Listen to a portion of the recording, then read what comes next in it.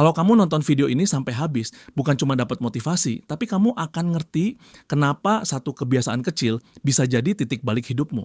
Dan itu bukan hal susah, bukan hal mahal, tapi sesuatu yang bisa kamu lakuin besok pagi. Pernah nggak sih ngerasa hari-hari tuh kayak ngulang aja?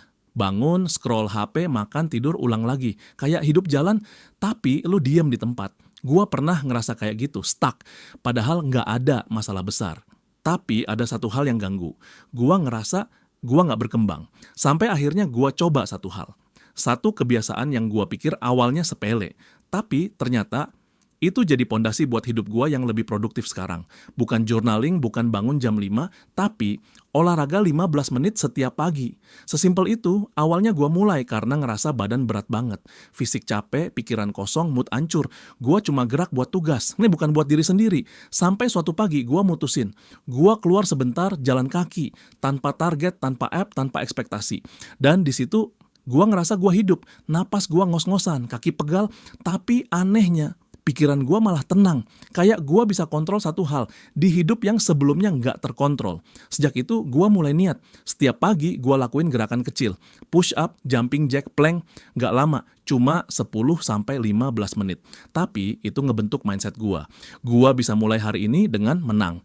Gua nggak perlu nunggu motivasi, cukup bangun dan bergerak. Dan anehnya lagi, karena gua olahraga, gua lebih melek pagi, lebih fokus pas belajar, nggak gampang stres. Produktivitas gua naik walaupun gua nggak pakai sistem ribet-ribet. Orang suka mikir, buat berubah tuh butuh langkah gede, padahal perubahan itu lahir dari konsistensi kecil yang lu ulang tiap hari. Lu nggak harus jadi gym freak, lu cuma butuh nunjukin ke diri sendiri. Lu punya kendali, dan dari kendali kecil itu, lahir rasa percaya diri, motivasi, kejelasan arah hidup. Kalau lu sekarang ngerasa stuck, coba tanya ke diri lu sendiri.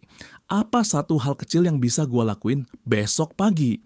Jangan nunggu semangat baru mulai. Mulai dulu baru semangatnya nyusul. Karena hidup itu bukan soal nanti gua berubah, tapi soal hari ini gua ngelangkah. Mulai besok, sebelum buka HP, sebelum scroll TikTok, coba lakuin satu gerakan kecil. Jalan kaki, stretching, jumping jack, terserah.